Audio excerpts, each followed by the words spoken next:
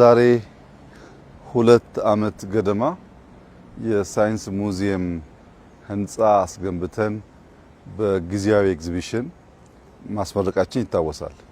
ላለፉት 2 ዓመት ፕላስ ኦር ማይነስ ገደማ የኤግዚቢሽኑ ዋነኛ ዓላማ ፐርማነንት ኤግዚቢሽኑን ለመስራት የወሰደብን ጊዜ ነው። ህንጻውን ለመገንባት ከወሰደብን ጊዜ በላይ የወሰደብን ጊዜ ፐርማነንት ኤግዚቢሽኑን መስራት ነው። በዚህ ሳይንስ ሙዚየም 5 ፐርማነንት ኤግዚቢሽኖች አሉ። የመጀመሪያው ሴክሽን አርቲፊሻል ኢንተለጀንስ ለጤና፣ ለግብርና፣ ለስማርት ሲቲ፣ ለሰርቪሶች ለምሳሌ የሆቴል የካፌ ሰርቪሶች በሮቦቲክስ እንዴት ኤአይ ሰርቪስ መስጠት እንደሚችል የሚያሳይ አካባቢ ነው። ኤአይ ከየት ተጀምሮ የት እንዳለና ወዴት እንደሚሄድ በዝርዝር ማስተማር የሚችል ቦታ ነው። ከኤአይ ሴክሽን ስንወጣ ሁለተኛው ሴክሽን የኢንቫይሮንመንት ሴክሽን ነው። የሰው ልጅ በተፈጥሮ ህግ ከተፈጥሮ ጋር ተስማምቶ መኖር ሲገባው ኃላፊነቱን በወጉ መወጣት ካልቻለ እና የተፈጥሮን ህግ ከሳተ የሚያስከትለውን ኮንሲኩዌንስ ያሳያል።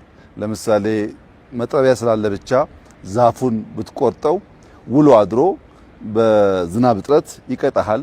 አፈሩን ባጠብቀው ውሎ አድሮ በምርት ይቀጣሃል። ተፈጥሮ ህግ አለው። ያን አክብሮ አብሮ መኖር እንደሚያስፈልግ የሚያስተምር ሴክሽን ነው። እዚህ ሴክሽን ላይ ያለው ቁልፍ ትምህርት የሰው ልጅ ተፈጥሮን በማጥፋትም መልሶ በመጠበቅም ያለው ሚና አጉልቶ ያሳያል።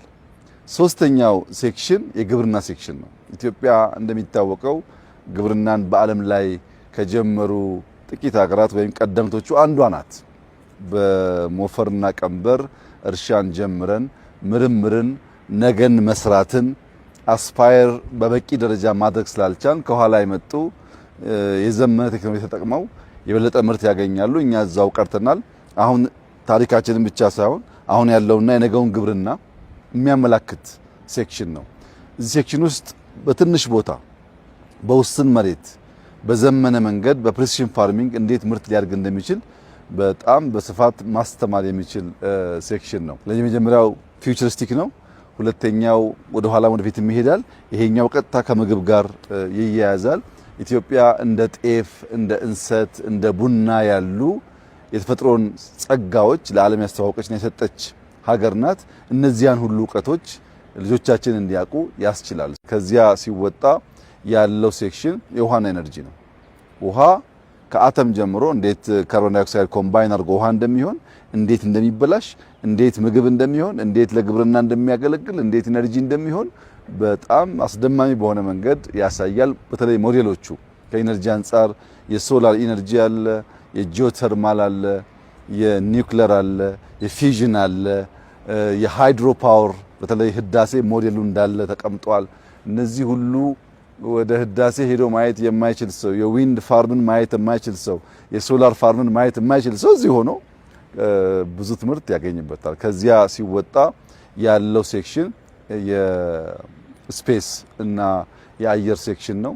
በዚህ ሴክሽን ውስጥ መቼም በቀላሉ አክሰስ ልናደርጋቸው የማንችላቸው በጣም በርካታ ነገሮች አሉ።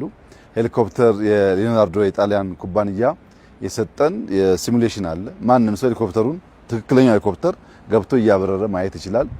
የአስትሮኖት ስፔስ እንዴት እንቅስቃሴ እንደሚደረግ ዘሆል ሲስተሙን ስፔስ ውስጥ እንዳለን እያሰብን የምናይበት ማቴሪያል አለ። ከዛ ደግሞ የቦይንግ 777 ሲሙሌሽን ደግሞ ኦሪጂናሉ አለ ምን በርበት። ከዛ አልፎ በጣም በርካታ የኤር ትራፊክ ማኔጅመንት ሲስተምን የሚያሳይ የዩኤቪን ማኑፋክቸሪንግ እና ቴክኖሎጂ የሚያሳይ በጣም ብዙ አስደማሚ ነገሮች አሉ። በድምሩ እነዚህ 5 ሴክሽኖች 2 ዓመት የፈጀበት ዋነኛው ምክንያት እነዚህን እቃዎች አሟልቶ ፐርማነንት ኤግዚቢሽን ለመጀመር በጣም ከፍተኛ ሪሶርስ ይፈልጋል። በውስጥ የያዘው ሀብት ህንጻውን 2፣ 3፣ 4፣ 5 እጥፍ ይበልጣል። ህንጻው ያለው ዋጋና በውስጥ ያለው ዋጋ አንድ አይደለም። የስፔሱን ብቻ እንኳን ብንወስድ የኤር ዲፓርትመንቱን ብቻ ብንወስድ ጂኢ አዲስ ኢንጂን አስቀምጧል። በጣም ውድ ነገር ነው። የ777 ሲሙሌሽን በጣም ውድ ነው። የሊዮናርዶ ሲሙሌሽን ሄሊኮፕተር በጣም ውድ ነገር ነው። እነዚህ ብቻ እንኳን በጣም ብዙ ብር ያወጣሉ ከህንጻው አንጻር ሲታይ። በዚህ ምክንያት ነው ላለፉት 2 ዓመታት ገደማ ከተለያየ ስቴክሆልደርስ እየተባበር በእኛ አቅም ብቻ የተሰራ ጉዳይ አይደለም። በዚሁ አጋጣሚ ጀነራል ኤሌክትሮኒክስ ጂን እንዲሁም ቦይንግን፣ ሊዮናርዶን፣ የተለያዩ ፈረንሳይ የዩኤኢ ኩባንያዎችን በሀገር ውስጥም ያሉ ኩባንያዎች ይህ ስራ ኦን እንዲሁ የተባበሩንን እጅግ አድርጌ ማመስገን እፈልጋለሁ። ጂ ባያግዘን፣ ቦይንግ ባያግዘን፣ ሊዮናርዶ ባያግዘን አሁን የምናየውን በጣም ውድ እቃዎች በእንደዚህ ባለ ጊዜ ውስጥ ልናሟላ አንችልም። በጣም በጣም በጣም ጠቃሚ ነገርና ነገን የምንሰራበት ሙዚየም እዚህ ነው ያለው። ኢትዮጵያውያን ነገን መስራት ነገን መለወጥ ከፈለጉ ልጆቻቸውን እዚህ ስፍራ ሊያመጧቸው ይገባል። ልጆች እዚህ ሲመጡ እንደኛ አይደሉም። ኢንተራክቲቭ ስለሆነ እያዩ እየነኩ በጣም በርካታ ነገር ይማራሉ። ከዚያም የነገ ማንነታቸው ሊወጣ ይችላል። ህፃናት ፓይለት መሆንን በሰማይ ላይ አየር እያዩ ከመመኘት አየሩን እያበረሩ የሚመኙ ይሆናሉ ማለት ነው። እየነኩት እያዩት ይመኛሉና ለልጆቻችን በጣም በጣም ጠቃሚ ነገር ነው። እንደ እውነት ለመናገር በድፍን አፍሪካ እንደዚህ ያለ የተሟላ ሳይንስ ሙዚየም ማግኘት አይቻልም። በሌላውም ዓለም ቢሆን በጣም በተለይ ፊቸሪስቲክስ ፓርቱ በጣም ውድና ብዙም የሚገኝ አይደለም እና ልጆቻችን ትልቅ እድል እንደሆነ ተገንዝበው ክረምቱን ይሄን ፐርማነንት ኤግዚቢሽን በማየት ብዙ ትምህርት እንዲቀስሙ በታላቅ ትህትና ማሳሰብ ፈልጋለሁ። ወላጆች በተቻለ መጠን ልጆቻቸውን አምጥተው ዝም ብሎ እየሮጡ ማየት ሳይሆን እያንዳንዱን ሴክሽን ኢንተራክቲቭ ነው፣ ጥያቄና መልስ ያለው የሚነካ ነገር አለ፣ እሱን ሁሉ እየሞከሩ ልጆች መማር አለባቸው። በየትኛውም ዩኒቨርሲቲ ላብ አይገኙም እነዚህ እቃዎች። ይሄን እያየ ያደገ ልጅ በፍጹም እንደኛ አይሆንም። ይሄን እያየ ያደገ ልጅ ቴክኖሎጂ ብርቁ ተከታይ አይሆንም። ቢያንስ በደንብ የሚጠቀም ይሆናል። ከዚያም ቢሻገር የሚፈጥር ነው የሚሆነው።